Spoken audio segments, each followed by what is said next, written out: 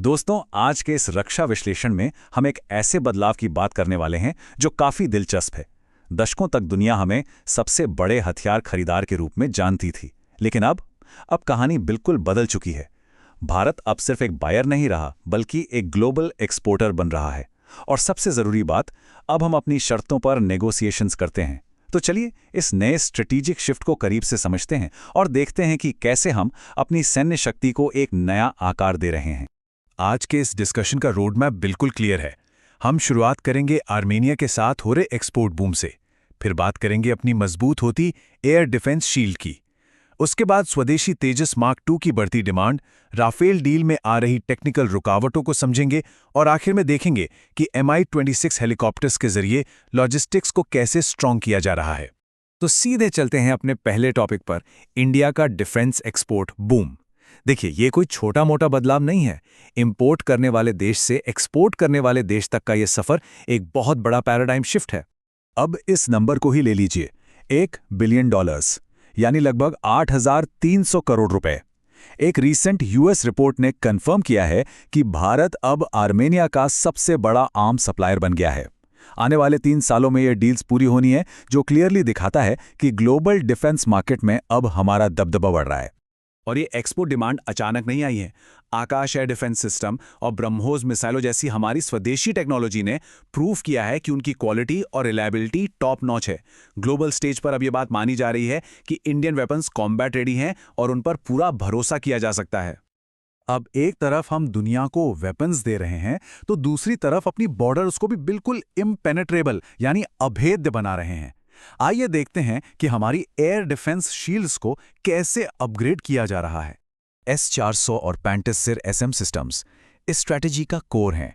S-400 का चौथा system, जिसका इंस्पेक्शन अप्रैल में ही पूरा हो गया था, वो राजस्थान सेक्टर में आने वाला है। और जो 5वां सिस्टम है, वो इस नवंबर तक चीन बॉर्डर पर डिप्लॉय हो जाएगा। उसके आगे के लिए 5 और ऐसे सिस्टम्स को फ्यूचर के लिए ऑलरेडी अप्रूवल मिल चुका है। लेकिन देखिए, S-400 जैसे भारी भरकम सिस्टम्स को भी तो छोटे और सस्ते ड्रोन से खतरा होता है ना। यहीं पे काम आता है लेयर डिफेंस का कॉन्सेप्ट। पैंसियर सिस्टम्स एसेंशियली S-400 को इन्हीं शॉर्ट रेंज ड्रोन्स और लॉइटरिंग मुनीशन से बचाएंगे। हम रूस से 12 पैंसियर SM सिस्टम्स ले रहे हैं, पर इसमें असली गेम चेंजर ये है कि 40 और सिस्टम्स सीधे मेक इन इंडिया के तहत यहीं बनेंगे। ये एक बहुत ही स्मार्ट और बैलेंस्ड अप्रोच है। आसमान में आत्मनिर्भरता की बात हो ही रही है, तो अब चलते हैं इंडियन एयरफोर्स के सबसे एम्बिशियस फाइटर जेट प्रोग्राम पर, यानी तेजस मार्क 2। अगर आप तेजस मार्क 2 की डिमांड देखेंगे तो ये काफ़ी ऊपर नीचे हुई है। शुरुआत में रिक्वायरमेंट 210 जेट्स की थी, जो घटकर 108 हुई, फिर थोड़ी बढ़कर 120 हो गईं। लेकिन सबसे हैरानी की बात यह है कि अभी तक इस जेट ने अपनी पहली उड़ान भी नहीं भरी है और डिमांड 140 यूनिट्स तक पहुंच चुकी है। एक्सपर्ट्स का तो यहां तक मानना है कि प्रोडक्शन आते आते ये नंबर 200 भी क्रॉस कर सकता है। इस भरोसे की एक बहुत बड़ी वजह है, तेजस मार्क 2 कोई आम एडिशन नहीं है, ये भविष्य की रीढ़ है। ये स्वदेशी विमान पुराने हो चुके मिराज 2000, जैगुआर और MiG-29 फ्लीट्स को परमानेंटली रिप्लेस करेगा।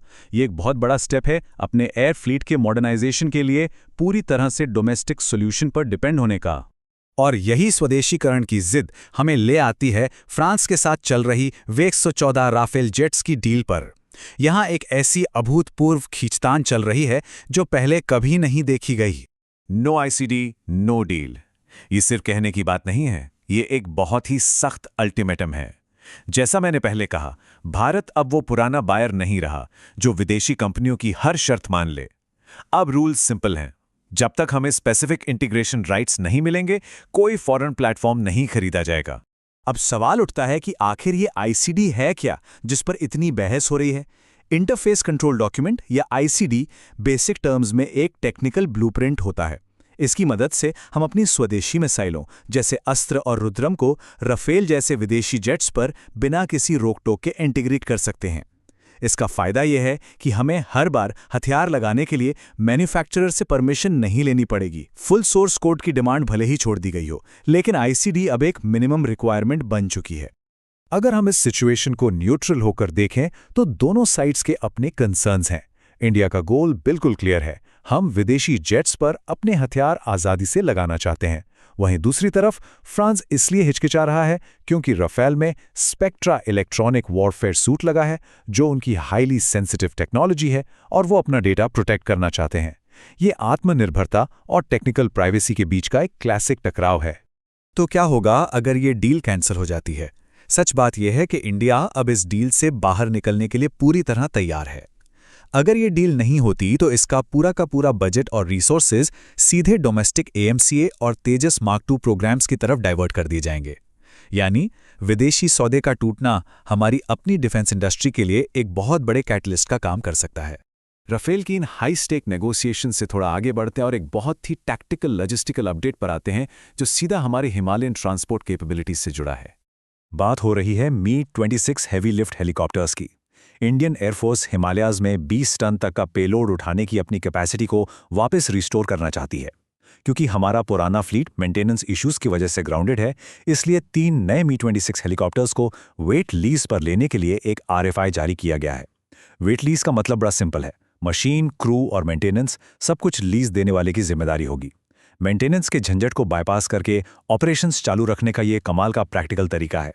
तो दोस्तों, अगर आज के इन सभी डेवलपमेंट्स को एक साथ जोड़कर देखें तो पिक्चर बिल्कुल क्लियर हो जाती है। एक तरफ आर्मेनिया डील हमारी बढ़ती एक्सपोर्ट पावर दिखाती है, वहीं S-400 और पैंसेस से हमारे बॉर्डर्स सिक्योर हो रहे हैं।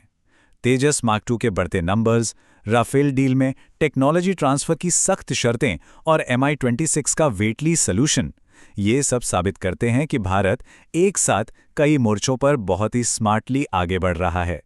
लेकिन जाने से पहले एक सोचने वाला सवाल, टेक्नोलॉजी ट्रांसफर्स पर इस तरह का सख्त रुख अपनाना, क्या ये हमें पूर्ण आत्मनिर्भरता की तरफ तेजी से ले जाएगा या फिर इससे हमारी सेना का तत्काल आधुनिकीकरण थोड़ा धीमा हो जाएगा?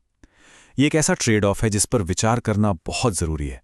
खैर, आज के इस विश्लेषण का हिस्सा बनने के लिए बहुत बहुत धन्यवाद।